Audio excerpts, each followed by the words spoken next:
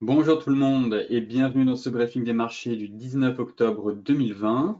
Tout de suite, je vous laisse prendre connaissance de l'avertissement légal sur les risques.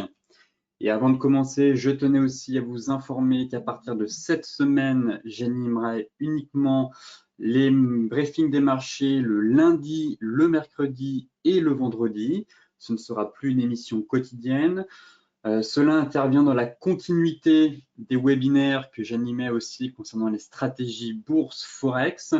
De ce fait, je dois en quelque sorte réduire les émissions pour une période de quelques semaines, voire d'ici jusqu'à la fin de l'année. Donc, j'animerai uniquement le briefing des marchés à partir de cette semaine, le lundi, le mercredi et le vendredi. Et entre-temps, j'essaierai de vous faire un point plus complet sur les réseaux sociaux, notamment Twitter, où j'essaierai d'être plus présent et de vous fournir des graphiques et de l'analyse quotidienne pour vous aider dans votre trading.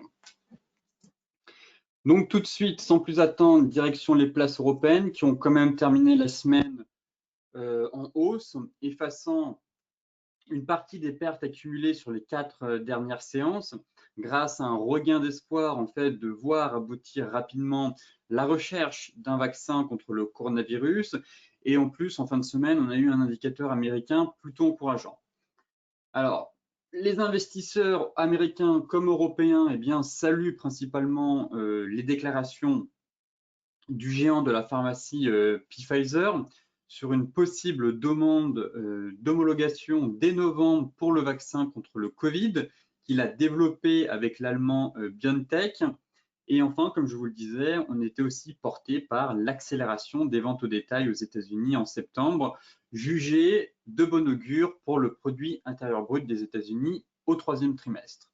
Donc ces deux facteurs, pour l'instant, l'emportent sur les préoccupations liées aux signes d'accélération de l'épidémie dans de nombreux pays et à l'absence un peu de progrès sur la relance aux États-Unis, comme sur le Brexit, des dossiers qui demeurent quand même pour beaucoup d'investisseurs, qui sont quand même des préoccupations majeures pour beaucoup d'investisseurs. Et pour l'instant, comme vous le savez, les marchés sont essentiellement tournés vers l'espoir. Et ce matin, panne technique justement sur Euronext. Donc la bourse de Paris s'est arrêtée de coter depuis 9h48. Donc on verra tout à l'heure si la cotation a repris. Mais actuellement, nous assistons à une panne technique sur le réseau Euronext. Côté US, Wall Street a terminé en légère hausse aussi vendredi, où l'annonce d'une accélération des ventes au détail aux États-Unis et un regain de l'espoir de voir le développement d'un vaccin contre le Covid aboutir prochainement, ont porté les investisseurs à la prise de risque, tout simplement. Alors, en exprimant son espoir de pouvoir déposer en novembre une demande d'homologation du vaccin contre le coronavirus qu'il développe avec l'allemand BioNTech, Pfizer a grandement contribué à l'optimisme des investisseurs. Et l'autre nouvelle encourageante, c'était bien sûr la hausse de 1,9% des ventes au détail en septembre aux États-Unis, une accélération quand même bien plus marquée qu'attendue et de bon augure, comme je vous le disais, pour les perspectives de croissance à venir. Alors, certes, les catalyseurs sont les élections américaines, le plan de relance budgétaire entre démocrates et républicains, les espoirs d'un vaccin, bien entendu, mais aussi c'est le calendrier des résultats trimestriels. Donc cette semaine, on a notamment l'Europe qui va aussi publier. Là, ce sont les résultats attendus aux États-Unis cette semaine.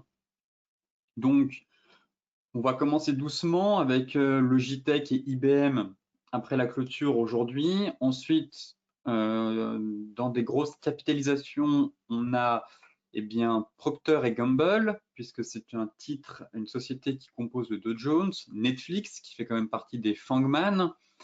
Donc, belle capitalisation aussi. Derrière, on aura Verizon et Tesla. Je ne vois pas d'autres grosses capis, peut-être Biogène aussi. Et ensuite, ce sera intéressant à partir de jeudi, puisque là, on aura donc Coca-Cola, c'est dans le Dow Jones, ATT, c'est dans le Dow Jones aussi, et Intel, ce sont des sociétés dans le Dow Jones aussi, qui font partie de l'indice. Donc là, ça devrait logiquement, à partir de jeudi, quand même impacter, enfin du moins créer de la volatilité sur l'indice Dow Jones. Là, on s'attendra plus à de la volatilité sur l'indice Nasdaq concernant Netflix. Est-ce qu'elle va continuer? Est-ce que la boîte va réussir à prospérer autant qu'au deuxième trimestre grâce à la vague d'abonnés qu'il y a eu durant le Covid? Donc, est-ce qu'elle va renouveler l'exploit cette semaine? Encore une fois, ce trimestre. Donc, réponse mardi après la clôture. Donc, bien entendu, calendrier à avoir en tête si vous tradez les indices concernant les résultats avant l'ouverture US à 15h30 ou après la clôture à 22h. Ici, c'est pour le CAC 40. Donc, Danone, ça a été reporté finalement. C'était aujourd'hui les résultats de Danone.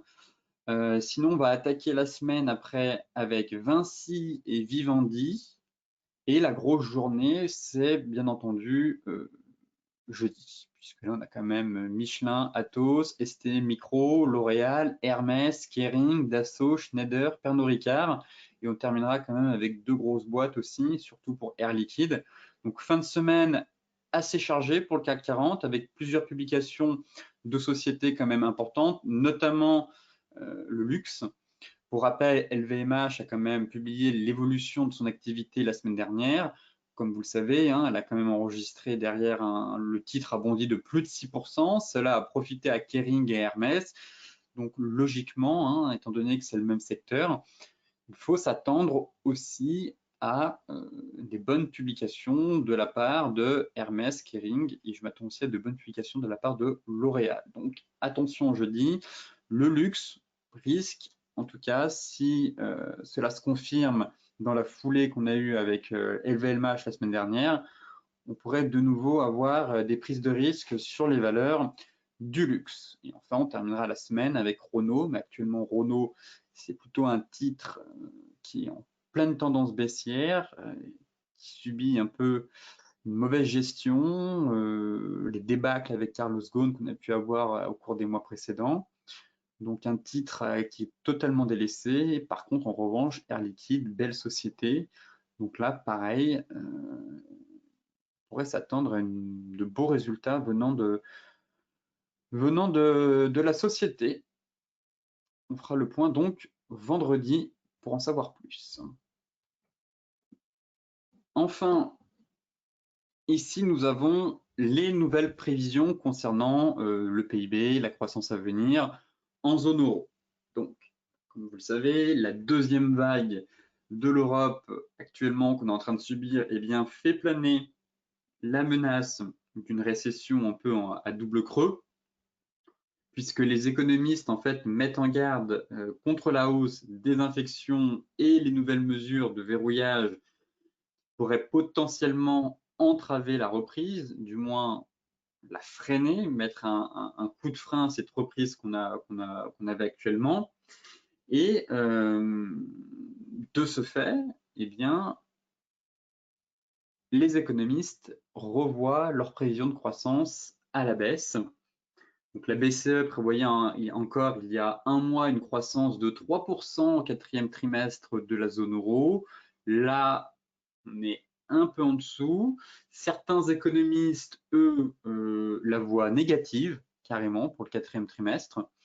C'est vrai qu'avec les nouvelles mesures, le couvre-feu, mais aussi les autres mesures qui se sont installées peu à peu en Europe, ça risque de peser très lourdement sur le quatrième trimestre et d'impacter notamment le secteur un peu des transports, de l'aérien aussi, de la culture notamment, de l'hôtellerie, de la restauration. Donc, on a un secteur, encore une fois, qui va vraiment subir un choc assez violent encore au quatrième trimestre, hélas.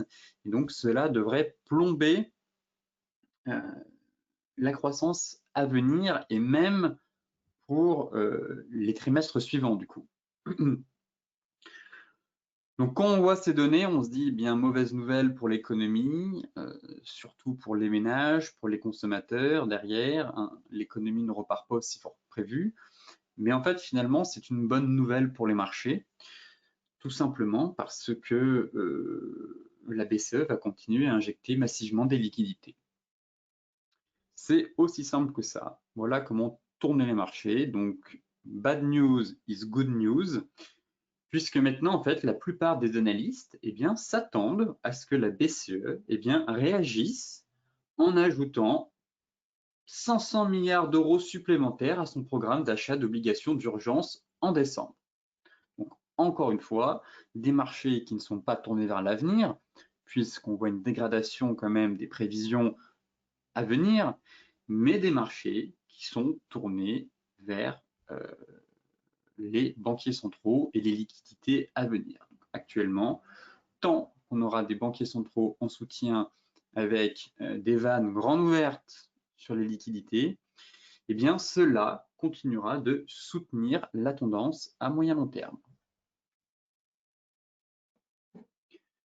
Côté graphique, faisons le point sur le CAC 40 justement pour voir si l'indice, du moins la cotation de l'indice, a repris.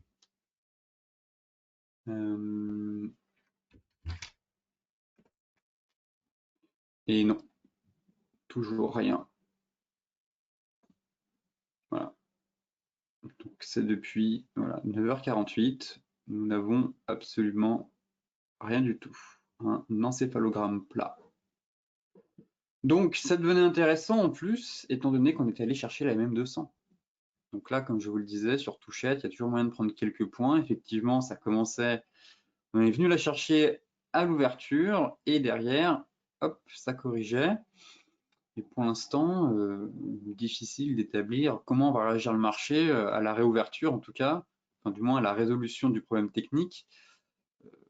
Qu'est-ce qui va se passer? En tout cas, on est sur un gros niveau technique. Pour moi, c'était une zone de vente qui m'intéressait. On est quand même ouvert avec un gap. Bon, je verrais bien un échec sur la MM200 et venir combler le gap dans un premier temps pour se stabiliser. Donc, essayer d'avoir un trade court pour venir prendre quelques points. Mais c'est vrai que voilà, on pourrait avoir un double niveau de résistance ici avec le plat qui jaune. Chikou qui est venu buter ici sur le fameux plat. On vient chercher la MM. Derrière, on est maintenu en échec. Et pourquoi pas avoir un range? On pourrait très bien avoir un range à venir. Voilà, comme cela pour l'instant. Donc dommage qu'on ait eu une suspension, pas une suspension de cotation, mais un arrêt de la cotation qui dure maintenant depuis quelques heures. Mais on pourrait anticiper ce range, notamment si les prix marquent véritablement un échec sur la même 200. Donc déjà, ça permettrait d'aller chercher un peu le gap qu'on a laissé ouvert ce matin à l'ouverture.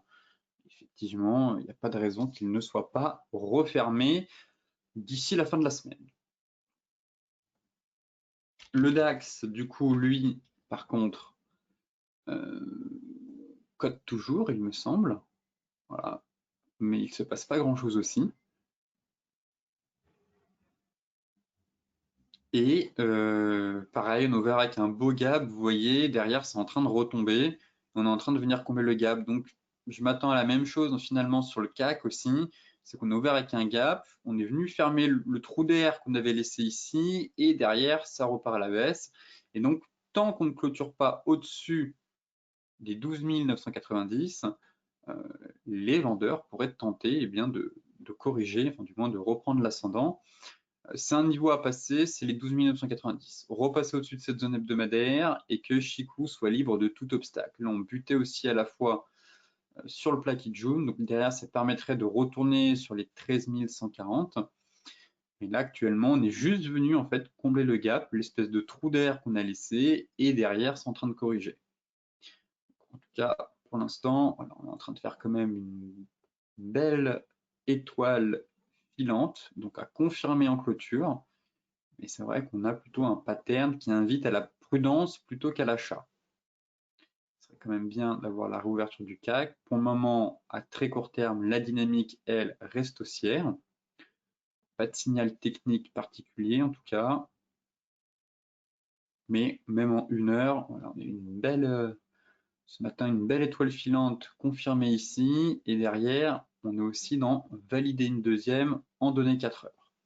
À surveiller la clôture. En tout cas, plutôt un signal d'essoufflement de la reprise, histoire de juste venir combler le gap. Et derrière, on pourrait retracer sur les niveaux de support. Le Dow Jones. Le Dow Jones qui a terminé en légère hausse vendredi, je l'attends toujours sur les 29 000 points. Voilà, je reste aussi sur le Dow Jones. Pareil, on pourrait très bien venir combler ce gap, mais tant qu'on ne repasse pas sous le support des 28 200, c'est haussier. Haussier pour aller chercher la zone technique à 29 000, 29 115 points. Donc là, on a un très beau niveau. C'est vrai qu'on a un petit gap à venir combler, on pourrait très bien venir le combler, mais finalement repartir. Niveau d'alerte, si le marché effectue une incursion sous les 28 200 points. Sinon, à court terme, en tout cas, les acheteurs gardent la main, soutenus par Kijun, on est peut-être sorti du biseau, mais pareil, hein, ça pourrait très bien consolider dans un range. On va aller voir le futur. Il me semble que les futurs, eux, sont dans le vert. Voilà. Plus 0,75. Donc, c'est même pas sûr qu'on vienne combler le gap. Mais c'est haussier et je vise voilà, les 29 000, 29 100 points sur le Dow Jones, puisque c'est ce niveau qui constitue un seuil technique important, en tout cas, puisqu'on a potentiellement un range à venir. Et si on effectue donc cette nouvelle rotation complète, le niveau clé à aller chercher, c'est la borne haute couplée à notre oblique baissière. Et une fois qu'on sera là, eh bien, on fera le point si on a des signes d'essoufflement ou de retournement à venir. L'euro-dollar, c'est piégeux, l'euro-dollar. C'est vraiment une paire qui actuellement délivre beaucoup de faux signaux, je trouve. On enfonce la résistance, finalement en hebdomadaire, je voyais cette résistance, ce support enfoncé pardon, à 1,1745. Ce matin, on tente de reconquérir le niveau. C'est vraiment pas la paire la plus évidente à trader actuellement, je trouve. Parce qu'on n'aurait pas un nouveau range. On sort du canal haussier, finalement ça prend pas. On enfonce le niveau de support, finalement on le recasse dans l'autre sens. C'est une paire capricieuse. Voilà. Donc là, on a un autre niveau de support quasiment juste ici. Mais on pourrait repartir dans un range. Mais l'euro-dollar, je verrais bien en fait une stabilisation de l'euro-dollar jusqu'aux élections américaines. Mais en trading, pas évident. Faux signal technique ici, faux signal à la baisse ici, là on tente de repartir à la hausse. On se situe vraiment au milieu de nulle part. Les niveaux clés, ça reste les 1,1875, 1,1950 ou 1,1630. Mais entre, effectivement, si on est dans un range, de moyen terme, entre 1,19 et 1,16, eh bien en fait on se trouve au milieu du range. Et au milieu du range, eh bien il n'y a strictement rien à faire. C'est la bataille entre les acheteurs et les vendeurs. Et c'est actuellement le cas, c'est ce qu'on constate. Hein. On tente de passer au-dessus, ça repasse en dessous et inversement. Donc ça pourrait continuer à se stabiliser, à évoluer de manière un peu léthargique comme ça durant plusieurs séances, mais c'est vrai qu'on a pas mal d'obstacles au-dessus de la tête. Derrière, on n'a pas envie de baisser non plus. Le dollar reste plutôt faible. Et à l'approche des élections, pareil, hein, est-ce que les opérateurs vont prendre des initiatives quelques semaines maintenant du scrutin du 3 novembre? Je ne pense pas. Je ne pense pas. Je verrai donc bien une poursuite de cette phase de latéralisation et après les élections, éventuellement, avoir un nouveau mouvement directionnel. Mais actuellement, pour le trading, je considère que cette paire que l'euro-dollar n'est pas la meilleure paire à trader puisque elle délivre pas mal de faux signaux. Le GBP USD, lui aussi une paire pas évidente, étant donné qu'on est soumis aux aléas du Brexit, entre la négociation entre Bruxelles et Londres. Alors on avait cette fameuse épaule tête-épaule inversée en données 4 heures, juste ici. Donc, on s'est fait un peu une frayeur, mais un stop bien placé, pour rappel, un stop loss sur une épaule tête-épaule inversée ou une épaule tête-épaule classique, le stop se place sous la deuxième épaule. Donc le stop devrait se placer ou a dû être placé sous les 1,2840 pour éviter d'avoir une épaule tête-épaule complexe au cas où on fait une fausse cassure, qu'on réintègre et qu'on forme une deuxième épaule, comme ici. Donc là, on pourra avoir un dérivé de l'épaule tête-épaule. Voilà pourquoi je n'aime pas spécialement cette figure, car elle peut partir dans cette fameuse configuration qu'on appelle épaule tête-épaule complexe en formant une deuxième épaule derrière, inférieure à la première épaule, comme c'est le cas ici. Donc sur les mèches, quelqu'un qui a bien placé son stop loss, pour l'instant, eh bien, est toujours dans le trade. Derrière, on pourra avoir le sentiment qu'on a un range ici, très clairement. Et donc, il faut qu'on repasse au-dessus des 1,3015 et des 1,3066. Voilà, pour aller chercher les 1,3175 et les 1,33. Et pareil, si on casse des résistances, eh bien, il faut remonter petit à petit son stop, étant donné que la paire est soumise à pas mal de volatilité et de news flow concernant le Brexit. Donc, il faut très vite sécuriser et très vite sécuriser ses gains à venir et accompagner la tendance et se protéger rapidement en cas de mauvaise news flow et de retournement de marché.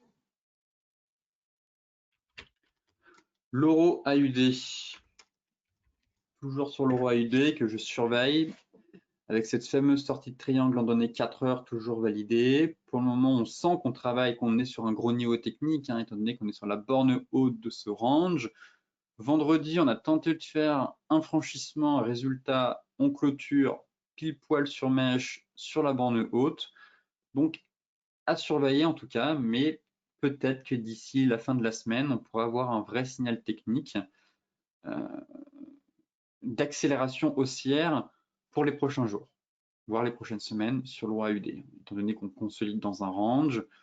Là, on avait un peu un triangle, mais c'est aussi repartir dans un range. On sent que le marché sait, le marché a une mémoire, qu'on est sur un gros niveau actuellement, qu'on a échoué une fois ici, 2 fois, 3 fois, que là, les dernières bougies, c'était quand même des bougies flux et directionnelles, et que là, il ne manque pas grand-chose pour casser le niveau.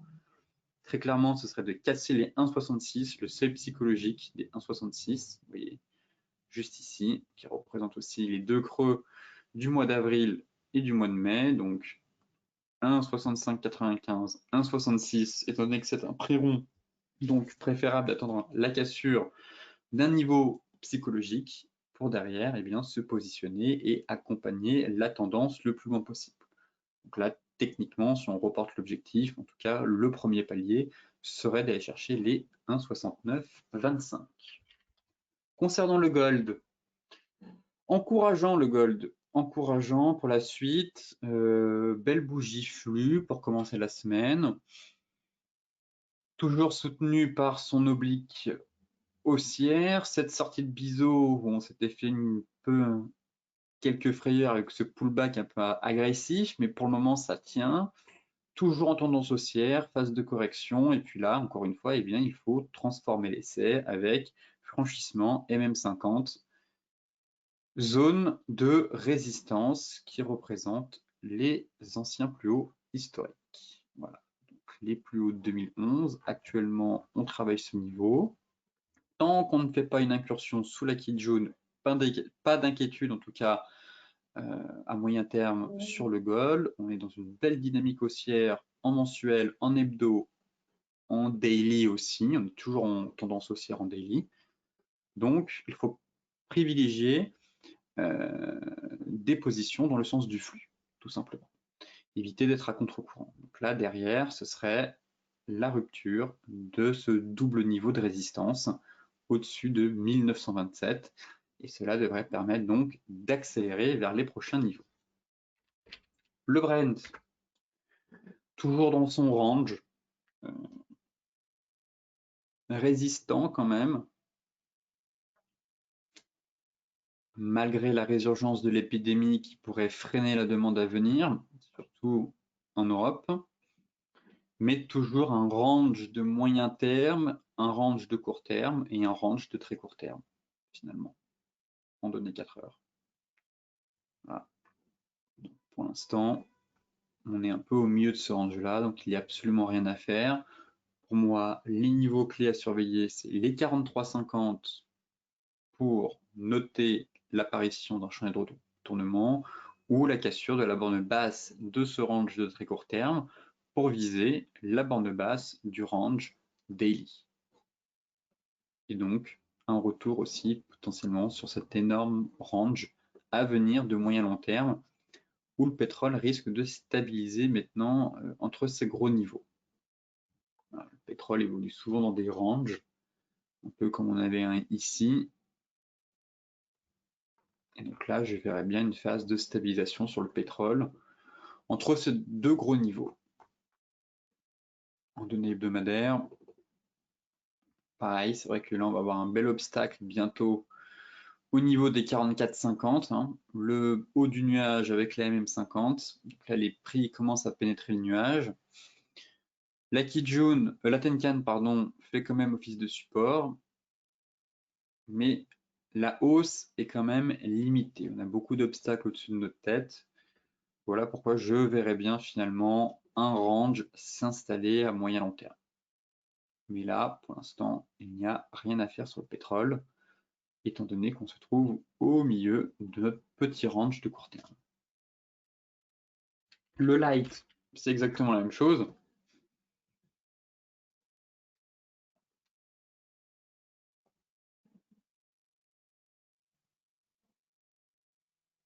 Toujours ce range daily qui est en place, et en données 4 heures, voilà, pareil. Même constat. Même constat. Là, on a quand même fait une belle étoile filante sur la borne haute.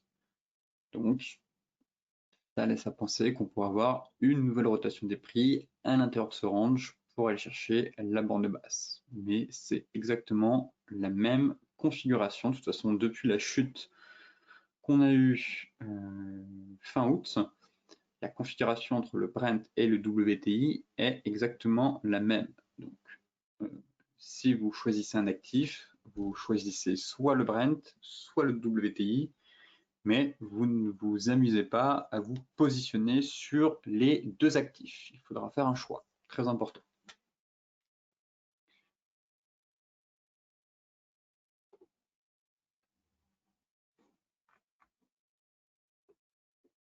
Et en hebdo, voilà, là ça m'intéresse pour le coup, puisqu'on a la MM50. Voilà, elle n'a jamais été testée, cette MM50 hebdo. Et là, on arrive pile poil dessus. Donc la prudence couplée à cette énorme résistance, pareil, plutôt quand même, dans l'ensemble, un sentiment baissier sur le pétrole. Moi, tant qu'on ne franchit pas les 43, très clairement avec une belle cassure, je reste baissier, voire phase de consolidation à très court terme. Mais à l'approche de ce niveau, je trouve que c'est plutôt un niveau à travailler à la vente qu'à l'achat, bien entendu, étant donné qu'on est sur une énorme zone hebdomadaire, couplée avec cette fameuse MM50 qui arrive et qui devrait donc freiner l'ascension des prix. Le Bitcoin, pour terminer, toujours haussier. Il ne s'est rien passé durant le week-end. Si on a une plus 1%, c'est pas grand-chose. Toujours haussier. Toujours haussier. Les acheteurs gardent la main. Et j'ai évoqué, il me semble, vendredi, le range 4 heures. Exactement. Voilà. On est toujours dans ce range 4 heures. Possibilité de se positionner, encore une fois, sur la borne basse de ce range. Et puis derrière, attendre la cassure par le haut. Tout simplement. Voilà. On est dans un beau range 4 heures de consolidation. Et donc, la cassure des 11 572 eh bien, devrait permettre l'accélération finale pour aller chercher l'objectif théorique de ce fameux double bottom pardon, à 12 000 $. Pour l'instant, je reste haussier sur le dollar puisque la dynamique à moyen et court terme est haussière tout simplement. Sur ce briefing des marchés touche à sa fin. Comme d'habitude, je vous mets le lien dans la description de la vidéo. Pour rappel, encore une fois, il n'y aura pas de briefing des marchés demain. Je vous retrouverai donc à partir de mercredi et vendredi pour faire un point du coup plus complet sur les marchés. Et en parallèle, eh bien, je tenterai d'être plus présent sur les réseaux sociaux, notamment Twitter, pour vous fournir un maximum d'analyses sur les actifs où il se passe quelque chose et où il y a de l'action pour votre trading. Je vous souhaite donc une excellente journée, de très bons trades et on se retrouve mercredi pour faire un nouveau point sur les marchés.